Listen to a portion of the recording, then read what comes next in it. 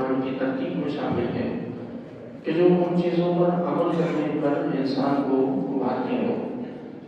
اب اس میں بہت سی چیزیں داخل ہو سکتی ہیں۔ اس میں یہ بھی ہو سکتا ہے کہ اللہ تعالیٰ اپنی فرما برداری کرنے والوں کے اجر و ثواب کو ذکر کر دے۔ یہ بھی ممکن ہے کہ اللہ تعالیٰ کہیں پر جو ہے وہ اپنی نافرمانی کرنے والوں کی عذاب کو اللہ تعالیٰ ذکر فرما دے، اور کہیں یہ بھی ممکن ہے کہ اس سے ریلیٹڈ احکام مزید آگے نازل کیے جائیں۔ یہاں اللہ تبارک و تعالیٰ نے اس جگہ پر جو اسلوب رب تعالیٰ نے اپنایا وہ یہ ہے کہ گزشتہ آیات میں وصیت اور اس کے احکام کو نازل فرمایا، پھر اللہ تبارک و تعالیٰ نے ان تمام احکام پر رب تعالیٰ نے انبیاء کرام علیہ السلام کی گواہی کو طلب فرمایا۔ یعنی ہمیں یہ واضح پیغام دیا اللہ تبارک و تعالیٰ نے کہ ہمارے تمام جو احکام ہیں کل بروز قیامت ان احکام پر انبیاء کرام علیہ السلام ہمارے خلاف یا ہمارے حق میں گواہی دیں گے۔ ارشاد ہوا یوم یجمع اللہ الرسل، جس دن اللہ تعالیٰ سب رسولوں کو جمع فرمائے گا، فیقول ماذا اجبتم، اور ان سے یہ فرمائے گا کہ تمہیں کیا جواب دیا گیا۔ قالوا لا علم لنا، وہ عرض کریں گے کہ ہمیں بالکل بھی علم نہیں ہے۔ انک انت علام الغیوب، بے شک تو ہی تمام غیبوں کا جاننے والا ہے۔ اب کس دن سارے رسول جمع ہوں گے؟ تو یہ تو واضح ہے کہ قیامت کے دن ہی سارے کے سارے انبیاء اور رسول جمع ہوں گے۔ پھر ان سے جو سوال جو یہاں پر اللہ تعالیٰ نے فرمایا کہ ان سے سوال کیا جائے گا کہ فیقول ماذا اجبتم، کہ رب فرمائے گا کہ تمہیں کیا جواب دیا گیا، یعنی تم نے اپنی امتوں تک ہمارے جو احکام پہنچائے تو تمہاری امتوں نے تمہیں اس کے مقابلے میں کیا جواب دیا۔ اب یہاں اللہ تعالیٰ نے فرمایا کہ لا علم لنا، کہ وہ تمام نبی تمام پیغمبر اللہ کی بارگاہ میں عرض کریں گے کہ پروردگار ہم تو بالکل بھی نہیں جانتے۔ انک انت علام الغیوب، بے شک تو ہی غیب کی باتوں کو جاننے والا ہے۔ اب یہاں پر چند چیزیں یہ کلیئر ہونا ضروری ہے۔ سب سے پہلے تو یہ کہ ہمارا انبیاء کرام علیہ السلام کے بارے میں یہ عقیدہ ہے کہ اللہ تبارک و تعالیٰ نے انہیں علم غیب عطا فرمایا، اور جس کو اللہ تعالیٰ نے جتنا چاہا اتنا علم عطا فرمایا۔ ہم یہ بالکل نہیں کہتے کہ اللہ تبارک و تعالیٰ کی عطا نہ کرنے کے باوجود بھی کسی نبی کو کوئی علم تھا۔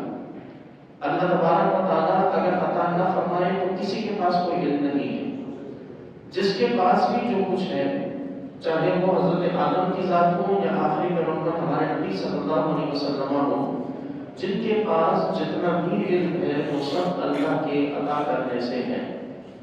اور اللہ تعالیٰ نے اپنے نبیوں کو اپنی مرضی سے اپنے حساب سے رب تعالیٰ نے علم سے نوازا، اور وہ جو علم اللہ نے اپنے انبیاء کو عطا فرمایا وہ ہمارے لیے بہت ہے۔ یعنی ہم اس تک بھی نہیں پہنچ سکتے کہ ہم میں سے کوئی یہ دعویٰ کرے، کوئی عام انسان یہ دعویٰ کرے کہ میرے پاس اتنا علم ہے کہ جتنا کسی نبی کے پاس ہوتا ہے، ہم وہاں تک بھی نہیں پہنچ سکتے۔ اللہ کے مقابلے میں وہ قلیل ہے، یہ بھی کم ہے، لیکن انسان کے مقابلے میں، عام لوگوں کے مقابلے میں بہت زیادہ ہے۔ تو اس لیے اللہ تعالیٰ نے اپنے انبیاء کرام علیہ السلام کو بے پناہ علم سے نوازا ہے۔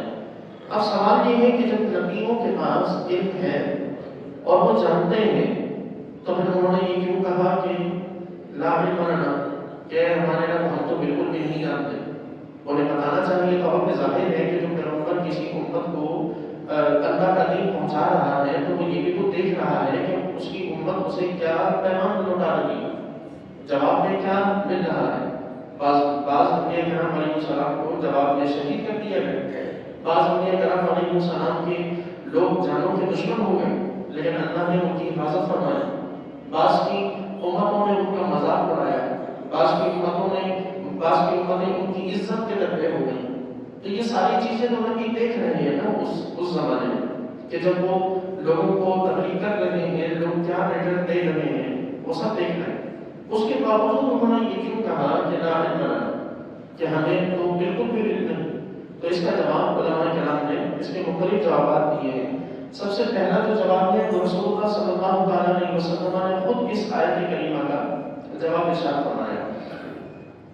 حضور صلی اللہ علیہ وسلم کی سے جو روایت جو مروی ہے وہ یہ کہ اللہ تبارک و تعالیٰ کی یہ جو انبیاء ہیں ان انبیاء کرام علیہ السلام نے اللہ کے مقابلے میں، رب تعالیٰ کے مقابلے میں اپنے علم کی نفی کی ہے. یعنی ہے پروردگار جو کچھ بھی ہے وہ اصلاً کیسا ہے کیا ہے وہ سب اصل میں تو ہی جانتا ہے. تیرے مقابلے میں ہمارے پاس کوئی علم نہیں ہے. یعنی سوال کرنے والا بھی کون ہے؟ رب تعالیٰ، جسے پہلے ہی سب معلوم ہے. تو اس کا سوال کرنا، پھر انبیاء کرام علیہ السلام کا ادب کو ملحوظ خاطر رکھنا، اور ادب اللہ تبارک و تعالیٰ کا ملحوظ خاطر رکھ کر سامنے رکھ کر پھر جواب دینا کہ اے پروردگار تیرے علم کے مقابلے میں ہمارا علم کچھ نہیں ہے، اور تو جو کچھ جانتا ہے وہ ہم نہیں جانتے. یعنی اس کو ہم مزید اگر آسان کریں تو یوں سمجھا جا سکتا ہے کہ گویا کہ انبیاء کرام علیہ السلام نے اللہ تعالیٰ کی بارگاہ میں یوں عرض کی کہ پروردگار ہم تو انہیں تبلیغ کیا کرتے تھے، ان میں سے لوگ ہم پر ایمان بھی لائے اور ہمارا انکار بھی کیا. یہ تو وہ تھا جو ظاہر تھا، اندر ان کے دلوں میں کیا چل رہا تھا، ان کے ذہنوں میں کیا ارادے تھے، یہ تو ہی جانتا. اور اس کے مقابلے میں ہمارا جو جاننا ہے وہ کچھ بھی نہیں. تو یوں اللہ تبارک و تعالیٰ کے سامنے ان انبیاء کرام علیہ السلام نے جواب عرض فرمایا. دوسرا یہ کہ یہاں یہ بھی یاد رکھیں کہ یہ قیامت کا دن ہوگا، اور قیامت کے دن میں مختلف قسم کے جو حالات ہیں وہ ہوں گے. یعنی قیامت کا دن ایسا نہیں ہے کہ وہ جس حالت میں شروع ہوگا وہ آخر تک اسی حالت میں رہے گا، بلکہ اس پورے کے پورے دن میں مختلف قسم کے اتار چڑھاؤ ہونے ہیں. مثلا سب سے پہلی جو کیفیت روز قیامت کی ہوگی وہ یہ کیفیت ہوگی کہ ہر ایک شخص فکر میں مبتلا ہوگا. ہر ایک شخص فکر میں مبتلا ہوگا، جس کی دلیل جو ہے وہ یہ ہے کہ رسول اللہ صلی اللہ علیہ وسلم کی حدیث مبارک ہے کہ حضور ارشاد فرماتے ہیں کہ قیامت کے دن جب جہنم کو سامنے لایا جائے گا اور جہنم چیخ مارے گی تو سارے کے سارے لوگ، چاہے وہ نبی ہوں، صدیق ہوں، کوئی بھی ہوں، وہ گھٹنوں کے بل گر پڑیں گے اور اللہ تعالیٰ سے معافیاں طلب کریں گے. یعنی سب سے پہلی کیفیت یہ ہوگی کہ جس میں انسان جو ہے تمام کے تمام وہ اپنی فکر میں ہوں گے، تمام کے تمام انسان اپنی فکر میں ہوں گے. اس وقت میں کوئی کسی کو نہیں پہچان رہا ہوگا، اس وقت میں کسی کو کسی کی پرواہ نہیں ہوگی. یہ وہ وقت ہوگا کہ جس میں جو ہے ماں باپ اپنی اولادوں سے بھاگیں گے، بھائی بہنوں سے بھاگیں گے. یہ وہ وقت ہوگا کہ جس کے متعلق اللہ نے قرآن میں بار بار ارشاد فرمایا کہ اس وقت میں کوئی کسی کے کام نہیں آئے گا، کوئی کسی کو نہیں پہچانے گا. یہ ابتدائی وقت ہے قیامت کا. پھر اس ابتدائی وقت کے بعد یعنی یہی ابتدائی وقت ہوگا کہ جس میں لوگ اپنے پسینوں میں ڈوبے ہوئے ہوں گے. سورج سوال ایسے پر ہوگا، لوگ اپنے گناہوں کے اعتبار سے اپنے پسینے میں ہوں گے. کوئی ڈھکنے تک کے پسینے میں ڈوبا ہوگا، کسی کا پسینہ اس کے گھٹنوں تک آ رہا ہوگا، کسی کا پسینہ اس کے ناف تک آئے گا، کسی کا پسینہ اس کے سینے تک، اور کوئی پورا کا پورا پسینے کے اندر اپنے گناہوں کے پسینے کے اندر ڈوبا ہوا ہوگا. تو یہ ایک پہلی کیفیت ہے. دوسری کیفیت کا آغاز ہوگا اس وقت کہ جب یہ سارے انسان چل کر نبیوں کے پاس جانا شروع کریں گے، اور ایک ایک کر کے حضرت آدم سے لے کر ایک ایک کر کے سارے انبیاء کے پاس جائیں گے. اور جب سارے انبیاء سے ہوتے ہوئے رسول اللہ صلی اللہ علیہ وسلم کے پاس آئیں گے تو حضور سب سے پہلے اللہ کی بارگاہ میں سجدہ ریز ہوں گے. حضور سجدہ کریں گے اور اللہ سے سفارش کریں گے. جب رسول اللہ صلی اللہ علیہ وسلم اللہ کی بارگاہ میں سفارش کریں گے تو پھر اللہ تعالیٰ حضور کی شفاعت کو قبول فرمائے گا. یہ ہوگی شفاعت عامہ جسے کہتے ہیں کہ تمام انسانیت کے لیے شفاعت. اس شفاعت کا پہلی شفاعت کا فائدہ یہ ہوگا کہ اب حساب کتاب شروع ہوگا. اب جو ہے وہ اگلا پروسیس اسٹارٹ ہوگا، اور وہ پہلے والی جو کیفیت تھی ایک دوسرے کو نہ پہچاننے والی اور بالکل جو ہے وہ ایسی حالت کہ ہوش نہ ہو بالکل، وہ والی کیفیت اب ختم ہوگی. اب یہ فکر ہوگی کہ نامہ اعمال میں نیکیاں زیادہ ہو جائیں اور گناہ کم ہو جائیں. اب ہر انسان کو یہ فکر نہیں ہوگی. اس موقع پر رسول اللہ کی شفاعت کام آئے گی. اس موقع پر ہماری چھوٹی چھوٹی جو ہم معمولی نیکیاں سمجھتے ہیں وہ نیکیاں کام آئیں گی. اس موقع پر لوگ ایک دوسرے کی شفاعت کریں گے. اس موقع پر علماء سفارش کریں گے، حفاظ سفارش کریں گے، والدین سفارش کریں گے، پیر اپنے مریدوں کی سفارش کریں گا، نیک جو ہے وہ بدکاروں کی سفارش کریں گے.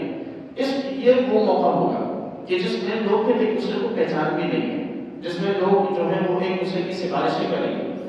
کوئی اگر کسی کے کام آیا ہوگا تو پھر وہ اس سے اپنی سفارش کروائے گا. یعنی حساب کتاب ہوگا، حساب کتاب کے بعد جس کا جہنم میں جانے کا فیصلہ کیا جا چکا ہوگا، اب ان لوگوں کے پاس جہنم سے بچنے کے لیے راستہ ہوگا کہ وہ اپنا پوری انسانیت میں سے اپنا کوئی ایک سفارشی ڈھونڈ کے لائیں.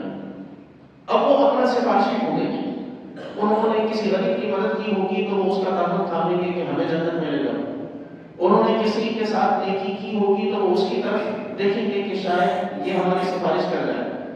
اور پھر جب سفارش، جن کو سفارشی ملنے ہوں گے، شفاعت کرنے والے ملنے ہوں گے، ان کو شفاعت کرنے والے ملیں گے، اور جن کو نہیں ملنے ہوں گے ان کے لیے جہنم کا فیصلہ ہو چکا ہوگا. ان میں سے پھر جب آخر میں جہنم کا فیصلہ ہو چکا ہوگا تو پھر اللہ تعالیٰ پھر اپنے فضل سے جن کی چاہے گا پھر سے بخشش فرما دے گا. اور پھر بخشش ہونے کے بعد اب جو گناہگار رہ جائیں گے، یعنی میں گناہگاروں کی بات بس کر رہا ہوں، کافروں کی نہیں. کافروں کا تو معاملہ بالکل الگ ہے کہ ان کا تو حساب کتاب ہونے کے بعد کوئی سفارشی وغیرہ کی ضرورت ہی نہیں، ان کے تو ڈائریکٹ جہنم کے لیے ہے. مسلمانوں میں جو گناہگار ہیں ان کا معاملہ پھر یہ ہوگا کہ انہیں جہنم میں ڈالا جائے گا آخر میں، اور پھر جہنم میں ڈالے جانے کے بعد وہ اپنی سزا کو مکمل کرنے کے بعد پھر جہنم سے نکال کر جنت میں داخل کیے جائیں گے. اور پھر جب جنت میں سارے کے سارے جس نے جنت میں جانا ہوگا وہ سب جنت میں آ چکے ہوں گے، تو اب موت کو جنت اور جہنم کے درمیان میں لا کر میڈھے کی شکل میں موت کو ذبح کر دیا جائے گا. اور اب جنت و جہنم کے دروازے بند ہو جائیں گے. جو جہنم میں ہے سو جہنم میں، جو جنت میں ہے سو جنت میں. اس کے بعد اللہ تبارک و تعالیٰ کا دیدار ہونا ہے جنت میں. تو یہ ساری کیفیتیں ہیں قیامت کے دن کی، یہ ساری مختلف حالتیں ہیں. ان حالتوں میں سے ایک حالت یہ ہے کہ اللہ تبارک و تعالیٰ نبیوں سے سوال کرے گا.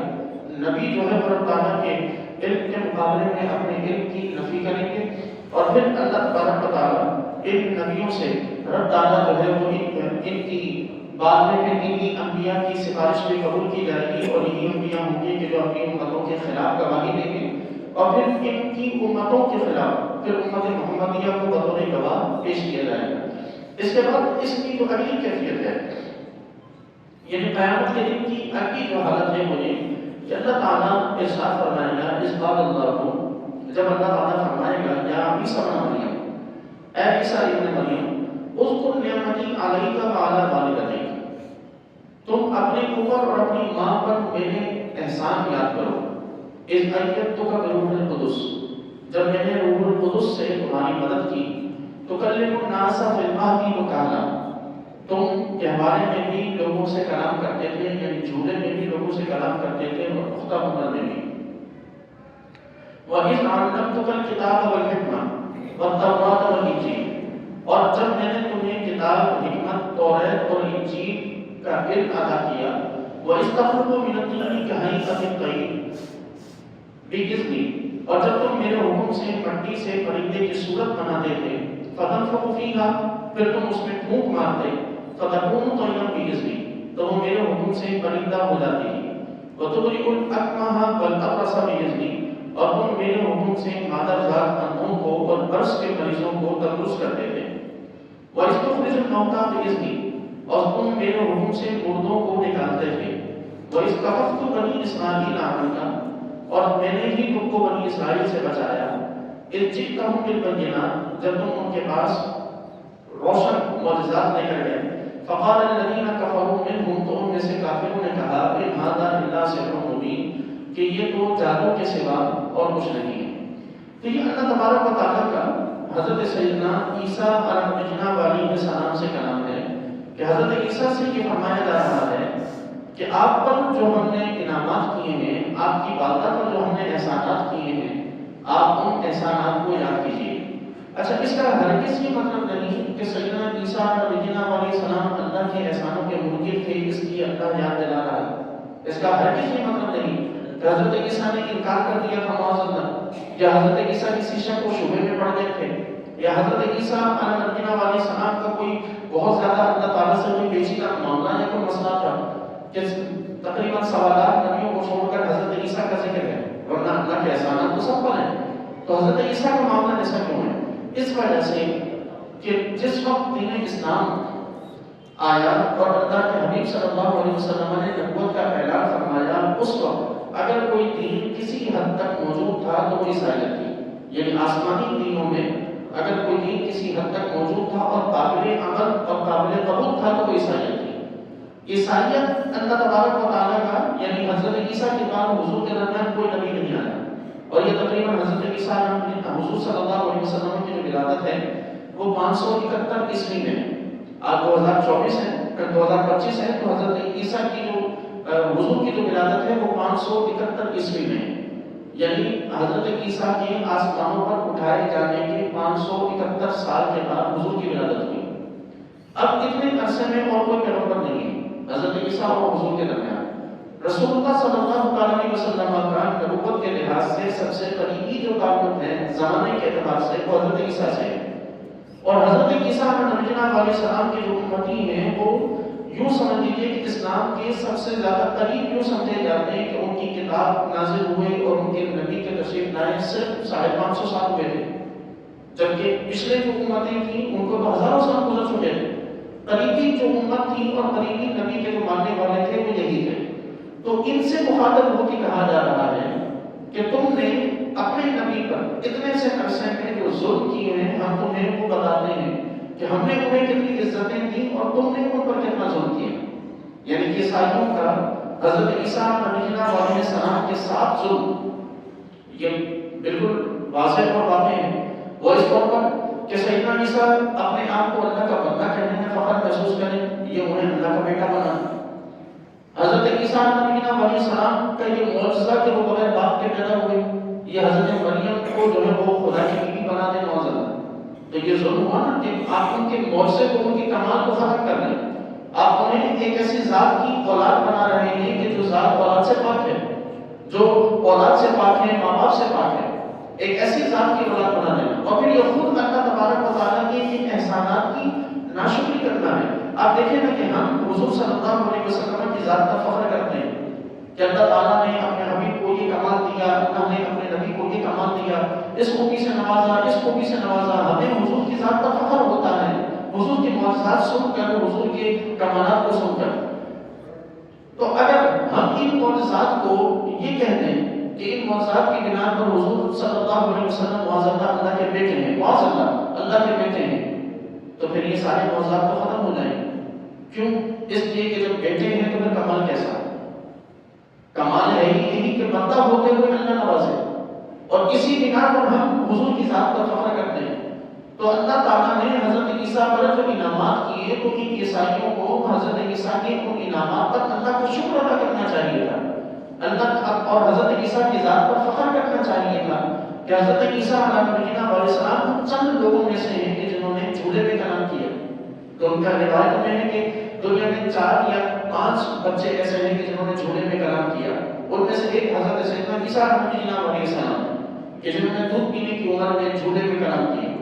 تو یہ ایک بہت بڑی خوبی اور کمال تھا کہ جو اللہ تعالیٰ نے انہیں عطا فرمایا ایک بندے کی حیثیت سے، لیکن انہوں نے کیا کیا کہ انہوں نے اللہ تعالیٰ کا شکر ادا کرنے کے بجائے اللہ تعالیٰ کے ساتھ ایک برائی لگائی۔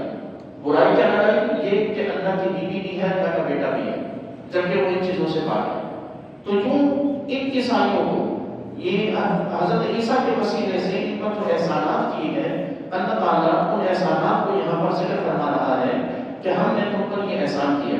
اچھا، دوسری چیز یہاں سے یہ سمجھ لیں کہ حضرت عیسیٰ علیہ السلام حضرت عیسیٰ علیہ السلام اللہ کے بیٹے نہیں ہیں، یہ بھی اسی آیت سے ثابت ہے۔ وہ اس طرح بالفرض اگر حضرت عیسیٰ کا اللہ تعالیٰ کی ذات سے یہی رشتہ ہوتا ہے جو عیسائیوں کا ماننا ہے، یعنی اولاد کا، تو باپ اپنی اولاد کو کب یہ کہتا ہے کہ تم احسان یاد کرو جو میں نے تم پر تمہاری ماں پر کیے؟ باپ کی تو ذمہ داری ہے، باپ کے فرائض میں شامل ہے کہ اپنی چیزیں اپنی اولاد کو دیں۔ باپ کب یہ کہتا ہے کہ میں نے تجھ پر یہ احسان کیا، میں نے تجھ پر یہ احسان کیا، میں نے تجھ پر یہ احسان کیا؟ احسان جتلاتا ہی وہی ہے کہ جو باپ نہ ہو، جو کسی قسم کا رشتہ روانہ رکھتا ہو، وہی احسان جتلاتا۔ احسان جتلاتا ہی وہی ہے کہ جس کو سامنے والے کی رضا کی، کہ سامنے والے سے کسی قسم کا خوف نہ ہو، کسی قسم کی پرواہ نہ ہو، اور یہ صفت صرف اللہ کے ساتھ ہے کہ اللہ تعالیٰ بے نیاز ہے، اسے کسی کی کوئی پرواہ نہیں۔ یہی تو وجہ ہے کہ وہ بار بار قرآن میں اپنے احسانوں کا ذکر فرما رہا ہے، اور یہاں حضرت عیسیٰ پر کیے گئے اپنے احسانوں کا بھی اس نے تذکرہ فرمایا کہ ہم نے تم پر سب سے پہلا احسان یہ کیا کہ ہم نے روح القدس کے ذریعے تمہاری مدد کی۔ روح القدس سے حضرت سیدنا جبرائیل علیہ السلام مراد ہے، حضرت جبرائیل کے ذریعے حضرت سیدنا عیسیٰ علیہ السلام کی مدد کی۔ دوسرا یہ کمال اور دوسرا یہ احسان کہ تکلم الناس بالمہدی وکہلا، کہ تم جو ہے وہ جھولے میں بھی کلام کرتے تھے اور کہل کی عمر میں اس میں بھی تم کلام کرو گے۔ کہل کہتے ہیں پختہ عمر میں۔ اب سوال یہ ہے کہ جھولے میں کلام کرنا تو کمال ہے کہ بچہ جو ہے وہ دودھ پینے کی عمر میں بولنا شروع کر دے، یہ تو کمال ہے، لیکن پختہ عمر میں تو سبھی کلام کرتے ہیں، تو اس میں کمال اور معجزہ کیسے ہوا؟ تو اس کا جواب یہ ہے کہ حضرت سیدنا عیسیٰ علیہ السلام جس وقت آسمانوں کی طرف اٹھائے گئے اس وقت ان کی عمر 30 سال سے کم تھی، حضرت عیسیٰ کی عمر۔ اور جس وقت آپ اس دنیا میں تشریف لائیں گے اس وقت آپ کی عمر اتنی ہی ہوگی کہ جتنی عمر میں اٹھائے گئے تھے۔ یعنی ایسا نہیں ہے کہ ہزاروں سال کے بعد حضرت عیسیٰ اس دنیا میں تشریف لائیں گے تو ہزاروں سال کی عمر ان کے جسم پر اثر انداز ہوئی ہوگی، یا ان کا جسم جو ہے وہ ایک ضعیف اور ایک بڑھاپے والی شکل ہوگی۔ آپ سنتے ہیں کہ حضرت عیسیٰ یہاں آئیں گے، دنیا میں تشریف لائیں گے تو دجال سے جنگ کریں گے، تو ظاہر ہے کہ جنگ کرنے کے لیے پختہ عمر کا، جسم میں توانائی کا، طاقت کا ہونا ضروری ہے۔ تو اللہ تعالیٰ انہیں اسی عمر میں اس دنیا میں واپس نازل فرمائے گا کہ جس عمر میں وہ اس دنیا سے گئے تھے، اور یہ پختہ عمر ہے۔ تو اب کمال یہ ہے کہ اتنے سالوں کے بعد، اتنے عرصے کے بعد پختہ عمر پانا اور پھر اس میں کلام کرنا، یہ ایک کا معجزہ ہے۔ کیونکہ کہل کہتے ہیں یعنی قبول، یہ عمر کہلاتی ہے 30 سال کی۔ 30 سال کی عمر پختہ عمر شمار کی جاتی ہے۔ تو حضرت سیدنا عیسیٰ علیہ السلام کا کمال یہ ہے کہ یہ آسمانوں کی طرف اٹھائے گئے، اور پھر ہزاروں سال کے بعد جب واپس اس دنیا میں تشریف لائیں گے تو پھر ابھی بھی وہ اسی عمر میں ہوں گے کہ جس عمر میں وہ آسمانوں کی طرف اٹھائے گئے، اور پھر اس عمر میں آ کر وہ کلام کریں گے، یہ ان کا معجزہ ہے۔ تو یوں اللہ تعالیٰ نے ان کو جھولے میں کلام سے بھی نوازا اور پختہ عمر میں کلام کرنے کے یعنی بات کرنے کے معجزے سے بھی نوازا، اور پھر فرمایا کہ وہ ظالم کو کتاب اور حکمت و توراۃ اور انجیل، اور جب ہم نے تم کو کتاب، حکمت، تورات اور انجیل کا علم عطا کیا، وَإِذْ یعنی یہ ایک کمال ہے اور یہ خوبی اور احسان ہے کہ ہم نے آپ کو کتاب کا بھی علم عطا کیا، حکمت بھی ہم نے آپ کو سکھائی، ہم نے آپ کو گزشتہ کتابوں کا بھی علم عطا فرمایا۔ تو اس سے یہ بھی واضح ہے کہ جتنے بھی انبیاء کرام علیہ السلام تشریف لاتے ہیں انہیں گزشتہ کتابوں کی شریعتوں کا اور احکام کا علم ہوتا ہے۔ وہ ایسا نہیں ہوتے کہ جن کا پیچھے سے کوئی تعلق نہ ہو اور ایک نئے سرے سے نئی چیز کو لے کر آ گئے، ان کا پیچھے سے بڑا گہرا تعلق ہے، کیونکہ یہ ایک پوری چین ہے انبیاء کرام علیہ السلام کی، اور ان میں سے کچھ ایسا نہیں کہ کسی کا کسی سے کوئی واسطہ اور تعلق نہ ہو۔ تو ان کا پچھلی شریعتوں سے، پچھلے علوم سے، پچھلے تمام تر معاملات سے تمام انبیاء واقف ہوتے ہیں، جانتے ہیں، اور پھر وہ اللہ کے احکام کو جو اللہ تعالیٰ ان کی امت کے لیے نازل فرماتا ہے، تو اللہ تبارک و تعالیٰ کے ان احکام کو وہ اگلی قوم تک، اپنی قوم تک پہنچاتے ہیں۔ پھر فرمایا کہ اور جب تم میرے حکم سے مٹی سے پرندے کی صورت بناتے تھے اور پھر اس میں پھونکتے تھے تو وہ پرندہ ہو جاتا تھا ہمارے حکم سے۔ حضرت سیدنا عیسیٰ علیہ السلام کی بارگاہ میں ایسے بہت سے لوگ بار بار آئے، اور یہ ایک بار کا نہیں کئی بار کا واقعہ ہے کہ ان کے پاس آئے اور ان سے آ کر کہا کہ آپ جو ہے وہ ہمارے لیے چمگادڑ بنائیں۔ بعض روایت میں دوسرے پرندے بھی ہیں، بعض روایت میں کہ چمگادڑ کی فرمائش کی گئی کہ آپ ہمارے لیے چمگادڑ بنائیں۔ حضرت سیدنا عیسیٰ علیہ السلام نے مٹی سے چمگادڑ کی صورت بنائی اور اس میں اللہ کا نام لے کر پھونکا، اللہ نے اس میں جان پیدا کر دی اور چمگادڑ اڑنے لگی۔ تو یہ حضرت سیدنا عیسیٰ علیہ السلام کا کمال تھا کہ اللہ تبارک و تعالیٰ نے انہیں یہ خوبی عطا فرمائی کہ وہ مورت بناتے، اس کے اندر پھونکتے تو وہ حقیقی پرندہ اور حقیقی جاندار بن جایا کرتا۔ یہ اللہ تبارک و تعالیٰ نے انہیں یہ کمال اور یہ خوبی عطا فرمائی۔ دوسرا کمال اور خوبی یہ کہ اللہ تعالیٰ نے ارشاد فرمایا کہ آپ جو ہے وہ میرے حکم سے مادرزاد اندھوں کو بینائی عطا کرتے اور اسی طرح برس کے مریضوں کو شفا عطا کرتے۔ تو یہ میں پچھلے کسی درس میں بھی عرض کر چکا کہ یہ اس زمانے کی وہ بیماریاں تھیں کہ جو لا علاج سمجھی جاتی تھی۔ اس زمانے کی 3 چیزیں تھیں کہ جو لا علاج سمجھی جاتی تھی، کیونکہ حضرت عیسیٰ کا جو دور تھا وہ یونانی طب کے عروج کا دور تھا، یعنی جس طرح آج ہمارے یہاں سائنس کا عروج ہے، تو اس دور میں یونانی طب یعنی میڈیکل، یونان کی جو میڈیکل ہے وہ جو ہے عروج، اس کے عروج کا زمانہ تھا۔ تو اس زمانے کی ساری بیماریوں کا علاج تلاش کیا جا چکا تھا سوائے 3 بیماریوں کے، کہ اگر کوئی ماں کے پیٹ سے اندھا پیدا ہوتا ہے تو اس کا کوئی علاج نہیں تھا، اور اگر کسی کو کوڑ یعنی برس کی بیماری ہو جائے تو اس کا کوئی علاج نہیں تھا، اور تیسرا اگر کوئی مر جائے تو اس کا کوئی علاج نہیں۔ تو اللہ تعالیٰ نے یہ تینوں معجزے حضرت عیسیٰ کو عطا فرمائے، یعنی جو اس زمانے میں جس کی ڈیمانڈ تھی اللہ تعالیٰ نے وہی تینوں چیزیں حضرت عیسیٰ کو عطا فرمائی۔ آپ علیہ علیہ السلام آپ کے پاس مادرزاد نبی آتے تو آپ علیہ علیہ السلام ان کی آنکھوں میں لعاب دہن ڈالتے یا دم کرتے، اللہ تعالیٰ انہیں بینائی عطا فرما دیتا۔ تو یوں یہ لوگوں کو حضرت عیسیٰ کی جانب اٹیچ کرنے کا، اور حضرت عیسیٰ علیہ السلام کو ان کے، کیونکہ یہ دیکھیں کہ ایک فیلڈ کا ماہر شخص ہی بتا سکتا ہے کہ یہ اس فیلڈ کا کام ہے یا نہیں۔ یعنی آپ جو ہے وہ مثال کے طور پر ایک ڈاکٹر ہے، اور ڈاکٹر نے جس چیز کو لاعلاج، کسی بیماری کو یا کسی مریض کو لاعلاج قرار دے دیا اور کہہ دیا کہ اس کا کوئی علاج ہے ہی نہیں، آپ اس وقت کچھ پڑھ کے کام کریں اور اللہ اسے شفا عطا فرما دے، تو ڈاکٹر کیا کہے گا؟ یہ معجزہ ہے میڈیکل فیلڈ کا، اس سے پہلے ایسا کبھی نہیں ہوا، یا ایسا ہو ہی نہیں سکتا تھا، یہ تو اللہ نے کر دیا۔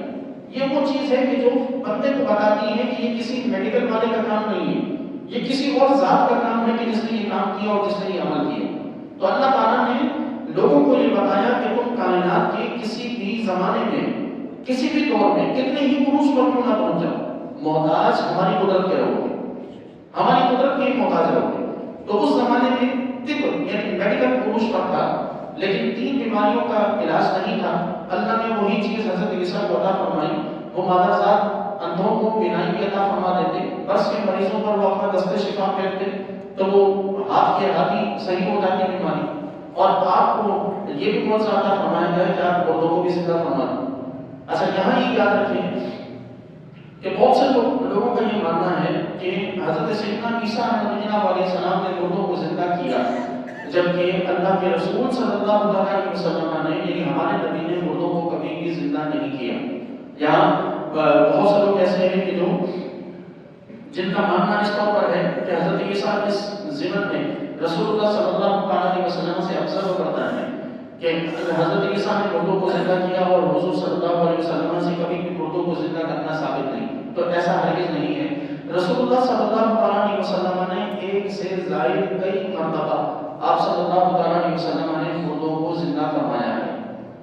ایک سے زائد مقام ہیں ایسے ہیں، ایک سے زائد لوگ ایسے ہیں کہ جن کو حضور نے زندہ فرمایا ہے، بعض کافروں کی ڈیمانڈ پر اور بعض رسول اللہ صلی اللہ علیہ وسلم نے خود۔ یعنی ان میں سے چند ایک چیزیں میں آپ کو بتاتا ہوں کہ ایک یہ واقعہ کہ ایک کافر حضور کی بارگاہ میں حاضر ہوتا ہے، عرض کرتا ہے کہ اگر آپ جو ہے وہ میں آپ پر ایمان لے آؤں گا، اگر آپ میری بیٹی کا انتقال ہو گیا ہے اسے آپ زندہ کر دیں۔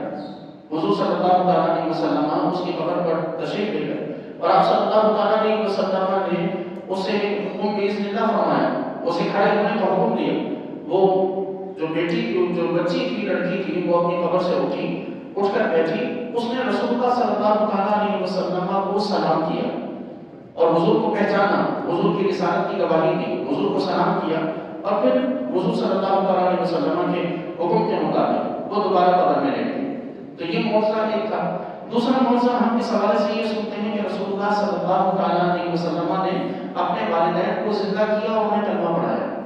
یہ بھی روایت موجود ہے کہ حضور صلی اللہ علیہ وسلم نے اپنے والدین کو زندہ کیا اور آپ صلی اللہ علیہ وسلم نے انہیں کلمہ پڑھایا۔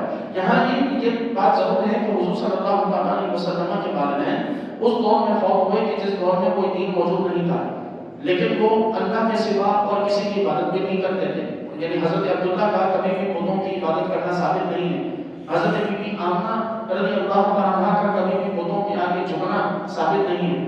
تو جب شرک ثابت نہیں ہے تو یہ اس دور میں موحد کہلاتے ہیں، یعنی وہ جو مخصوص جو درمیان کا عرصہ ہے کہ جس زمانے میں کوئی نبی نہ ہو اور شریعتیں وہ اپنی اصل پر باقی نہ رہیں، عیسائیت بھی اس میں مکسنگ ہو گئی ہو، یہودیت بھی اس میں جو ہے وہ مختلف چیزوں کا ملاپ ہو گیا ہو، تو اب اس دور کو زمانہ فطرت کہتے ہیں۔ فطرت یعنی وہ زمانہ جو جدائی کا زمانہ کہلاتا ہے، اس سے مراد وہ زمانہ ہے کہ جس میں کوئی نبی نہ ہو، جس میں دین کی تبلیغ کرنے والا کوئی شخص موجود نہ ہو، یہ زمانہ فطرت کہلاتا ہے۔ اس زمانہ فطرت میں وہ لوگ بھی جنتی ہیں کہ جو لوگ کبھی بھی جنہوں نے شرک نہ کیا ہو، بس وہ غائبانہ اللہ کی ذات میں ایمان رکھتے ہیں کہ ہمارا جو ایمان ہے وہ حضرت ابراہیم کے خدا پر ہے، بس اتنا ہی کافی ہے۔ ان میں بس یہ چیز ہو کہ وہ کبھی خود کو سجدہ انہوں نے نہ کیا ہو، کبھی انہوں نے کسی اور معبود کو معبود یعنی کسی جھوٹے خدا کو اپنا خدا نہ کہا ہو۔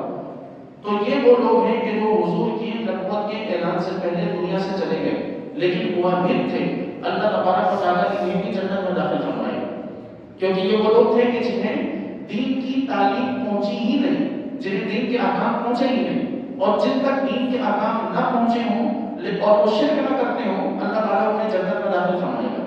تو حضرت عبداللہ اور حضرت آمنہ ان کا وصال کب ہوا؟ جب رسول اللہ حضرت عبداللہ کا وصال میں حضور کے والد گرامی رضی اللہ تعالیٰ عنہ کا وصال تو اس وقت ہوا کہ جب رسول اللہ صلی اللہ علیہ وسلم ماں کے پیٹ میں تھے، اور حضرت آمنہ یہ حضور کی والدہ رضی اللہ تعالیٰ عنہ کا جو وصال ہوا وہ اس وقت ہوا کہ جب رسول اللہ صلی اللہ علیہ وسلم کی عمر مبارک 6 سال تھی۔ تو اس دور میں تو رسول اللہ صلی اللہ علیہ وسلم نے نبوت کا اعلان فرمایا نہیں تھا، تو اس لیے یہ دونوں موحد ہیں۔ اور اگرچہ ان کا آپ کلمہ پڑھانے والی جو روایت ہے، اس روایت کو ہمارے یہاں بعض لوگ نہیں بھی مانتے، تو بالفرض نہ بھی مانا جائے تب بھی یہ عقیدہ رکھنا ضروری ہے کہ یہ مومن تھے، یہ عقیدہ اور یہ ماننا ضروری ہے کہ یہ دونوں حضور کے والد اور حضور کی والدہ یہ مومن تھے اور یہ جنتی ہیں۔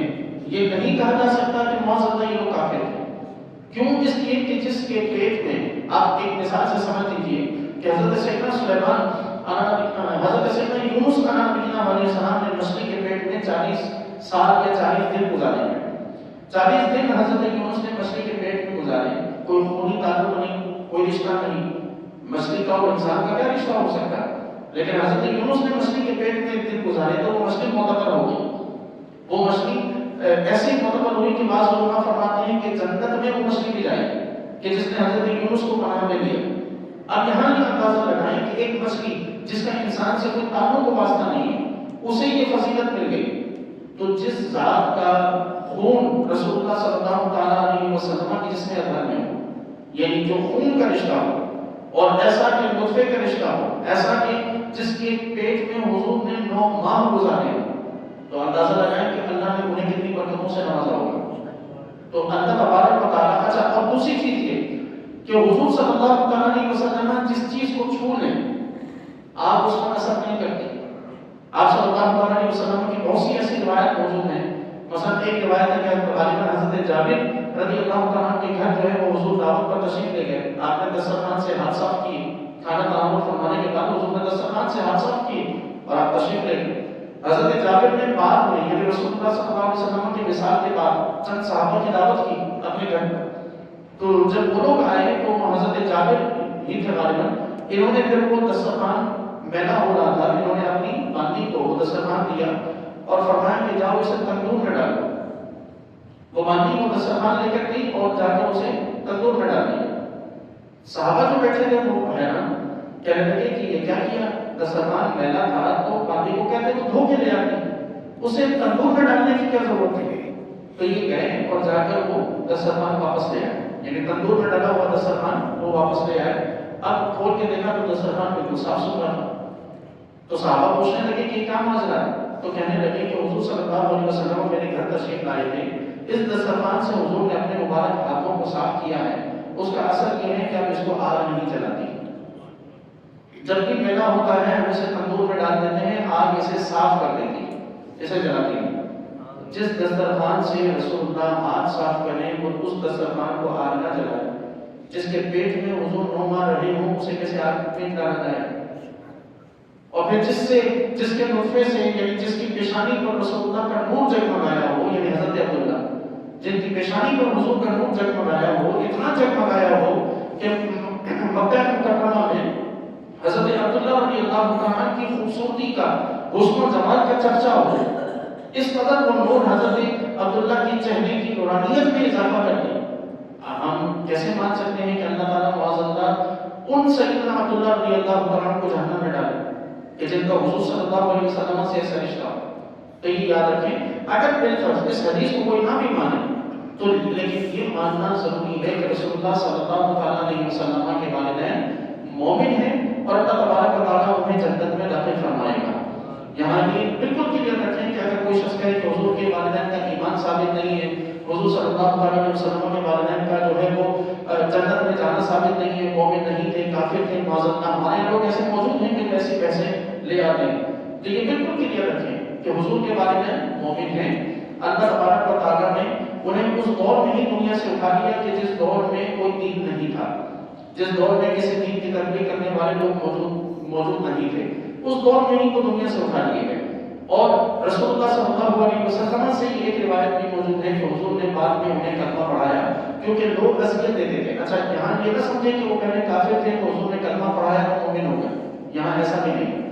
منافقین رسول اللہ صلی اللہ علیہ وسلم کو تانے دیا کرتے تھے اسی بات کے کہ یہ محمد صلی اللہ علیہ وسلم جو ہے یہ لوگوں کو تو کلمہ پڑھا کے جنت میں لے جائیں گے، اپنے ماں باپ کا کیا کریں گے. یہ تعلیم اس دور میں رسول اللہ صلی اللہ علیہ وسلم کو ملا کرتے ہیں. تو روایت میں ہے کہ حضور کو جب کیوں تانے دے کر حضور کی تکلیف کا، حضور کو تکلیف پہنچائی گئی اور آپ کو اذیت دی گئی آپ کے والدین کے ذمن میں کہ آپ کو یہ اذیت دی گئی کہ یہ دوسروں کو جنت میں لے جانے والے اپنے ماں باپ کو کفر پر مر کے معذرت، تو رسول اللہ صلی اللہ علیہ وسلم نے پھر اپنے والدین کی، حضور اپنے والدین کی قبر پر مقام ابوا پر تشریف لے گئے. حضور نے اپنے والدین کو زندہ کیا، اللہ کے حکم سے وہ زندہ ہوئے، کلمہ پڑھا اور پھر